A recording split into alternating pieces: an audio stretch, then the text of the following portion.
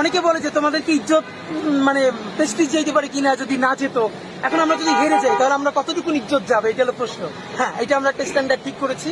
আমি আমাদের টিম আমরা পরশু রাত সারা রাত বসে আমরা কথা বলেছি যে আমরা মানে সর্বনিম্ন কি হতে পারে ইলেকশনে, জামানত হারাইতে পারে। তা আমরা একটা স্ট্যান্ডার্ড ঠিক করছি যে এর নিচে যদি ভোট পাই তাহলে আমাদের মন খারাপ হবে, সেটা হলো 500 ভোটের নিচে যদি পাই। কারণ শুরু করেছিলাম 500 সেট আপ নিয়ে, তো 500-র নিচে যদি একটাও পাই তাহলে আমাদের একটু মন খারাপ হবে, এই জন্য 1-2 দিন একটু মন খারাপ থাকবে। আর এর উপরে যদি পাই তাহলে সব আমাদের বিজয়। কারণ আমরা যে পলিটিক্সটা শুরু করতেছি, আপনি লিখে রাখেন আজ হোক কাল হোক, বাংলাদেশের পলিটিক্স এমন ভাবে ইনশাল্লাহ আমরা ইম্প্যাক্ট করতে পারবো, বাধ্য হয়েও বড় দলগুলো এই মডেলে আসতে হবে। হাজার হাজার বাইক গাড়ি মহড়া এগুলো মানুষ পছন্দ করে কিনা সেটা আমরা তখন বুঝবার চেষ্টা করছি। সুতরাং আমরা যদি নিজেরা নাও জিততে পারি, আমাদেরকে দেখে যদি বড় বড় পলিটিক্যাল পার্টিগুলো তাদের প্যাটার্ন বদলায়, তাহলে সেটাই তো আমাদের আনন্দ যে আমরা পলিটিক্স বদলাই দিতে পারছি। এবং আপনারা দেখেন গত 1 বছরে বাংলাদেশে অ্যাক্টিভিজমের অনেক প্যাটার্ন আমরা বদলাইতে পারছি, পেরেছি না?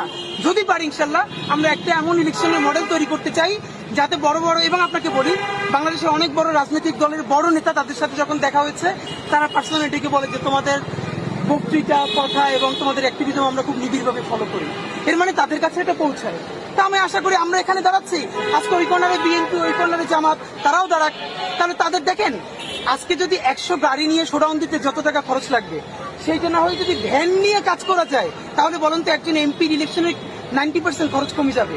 একটা মানুষের যদি 90% খরচ কমে যায় তাহলে তার তো চুরি করার টাকাটা থাকে না।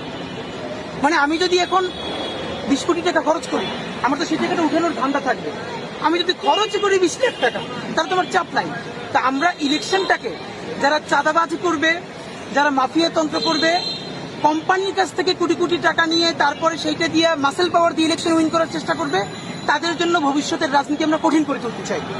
আর যারা নিজের পয়সায় আসলেই দেশের জন্য ভালো কিছু করতে চায়, সৎ যোগ্য, তাদের জন্য আমরা রাজনীতিটা সহজ করতে চাই। এটা শুধু আমাদের জন্য না, সারা দেশের জন্য ইনশাআল্লাহ। ভাই